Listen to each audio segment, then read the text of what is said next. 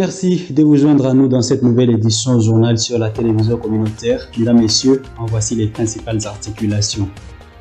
L'injustice et l'activisme des groupes armés sont à la base de la misère de la population de Beni, Butembo et Lubero. La commission diocésaine Justice et Paix qui tire la sonnette d'alarme appelle les autorités à agir pour que les habitants vivent en paix. Le secrétaire général des Nations Unies accorde 100 jours à la communauté internationale pour arriver à un cessez-le-feu mondial. Ultimatum lancé à l'occasion de l'ouverture ce mardi de l'Assemblée générale de l'ONU. Les chefs de l'État et de gouvernement y prennent part via vidéoconférence suite à la Covid-19. Mesdames, Messieurs, quelques titres et tant d'autres qui vous seront développés dans cette édition. Bienvenue.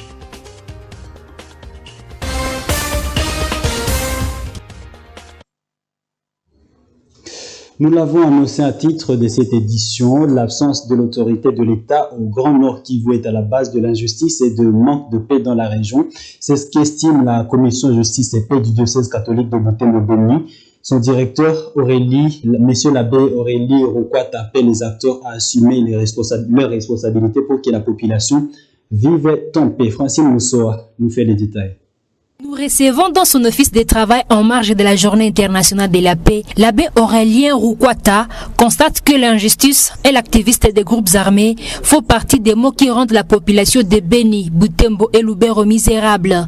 Il regrette que les autorités ne s'adonnent pas assez pour que les habitants vivent la paix. Pour ce faire, j'ai évoqué 4 pistes, lesquelles il fallait d'abord qu'on puisse veiller à la restauration de l'autorité de l'État, qui fait cruellement défaut.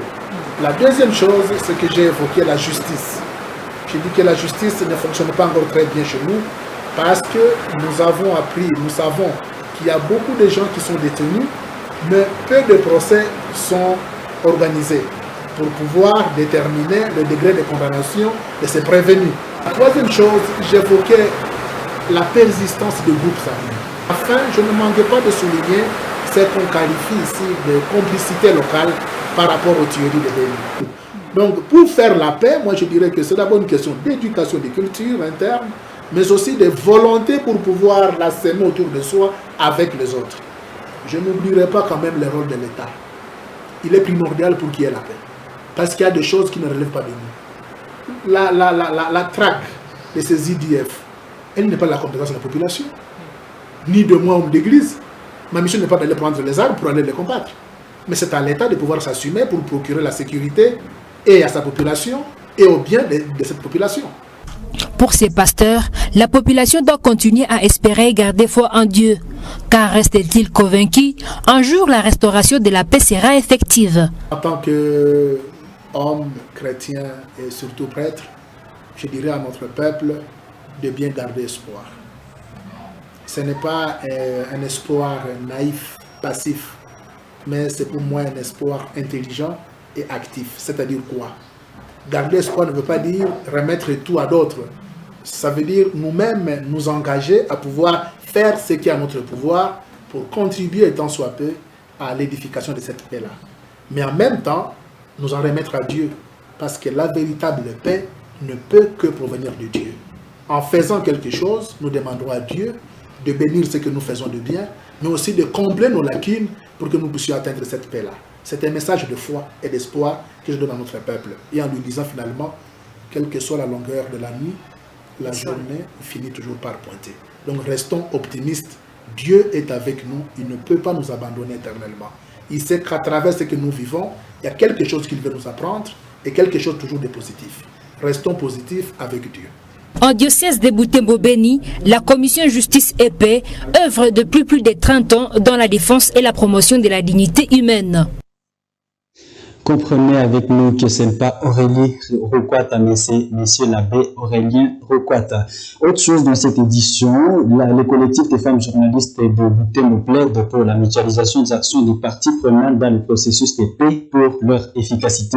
Dans une déclaration faite à Moto TV en marge de la célébration le 21 septembre dernier de la Journée internationale de la paix, Rose Kamutombian, directrice de CFJ, explique que la mutualisation est nécessaire pour l'efficacité des actions de pacification.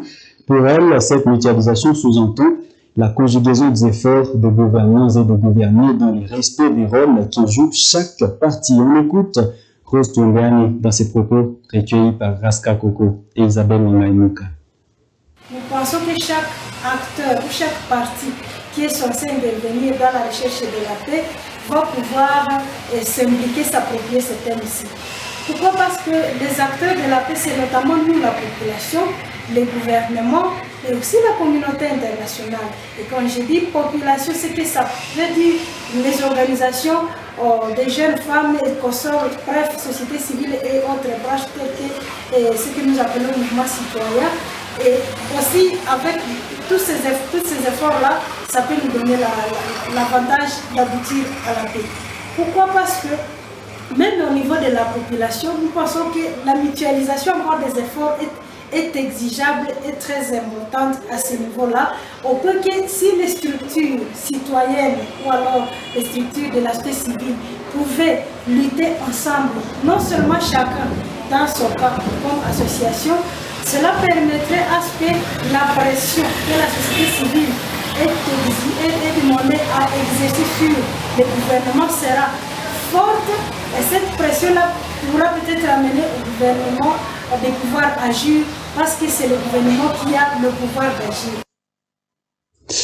Nous l'avons également dit à titre, le gouvernement provincial du Nord Kivu a assisté à vivre et non-vivre les rendus d'Indoma Defense of Congo de Gilbert Bouira qui sont cantonnés à Rumangabo. C'est après qu'ils ont été cités dans des pillages de boutiques dimanche dernier au marché des Kabada et Rutshuru. L'aide humanitaire a été acheminée notamment à la satisfaction des ex-combattants dont le nombre ne cesse de s'accroître à Rumangabo. Détail avec le confrère du gouvernorat de Nord Kivu.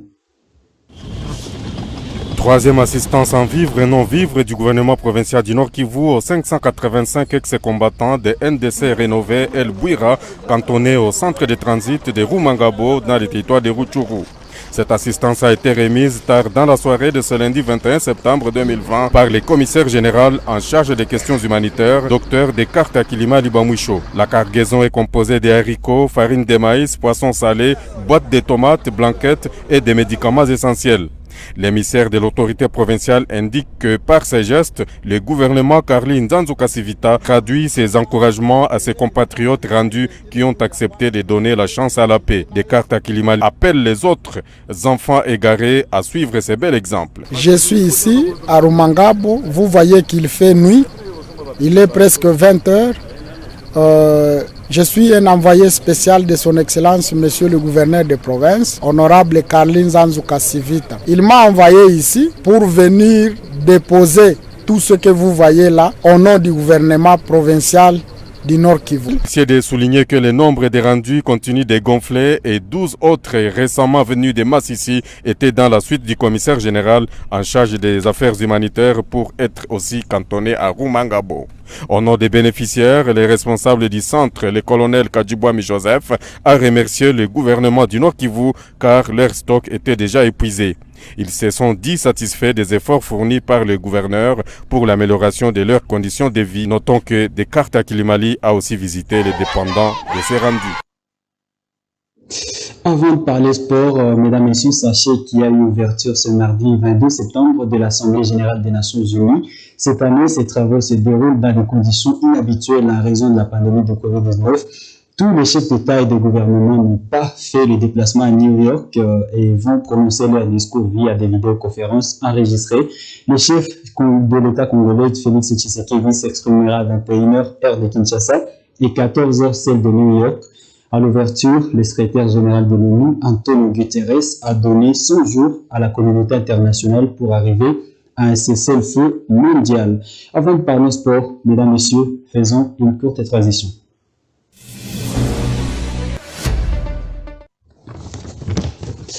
Initialement prévu pour ce mardi 22 septembre, l'AS Mokili Butembo n'a pas débuté les entraînements collectifs alors que les joueurs s'étaient déjà apprêtés pour ce jour. Nombreux se sont vus contraints de regagner leur domicile faute de la disponibilité des stades.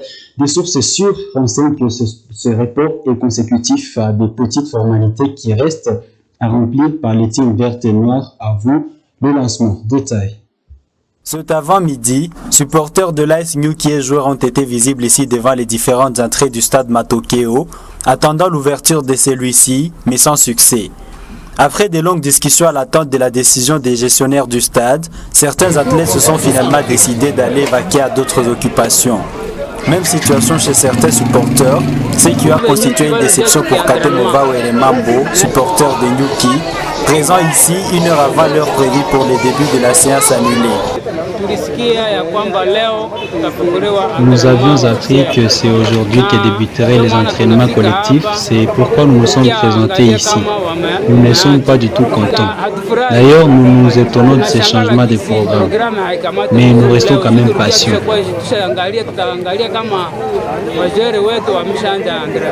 D'après un cadre de l'effectif de Nyuki, les entraînements pourraient être lancés ce mercredi 23 septembre.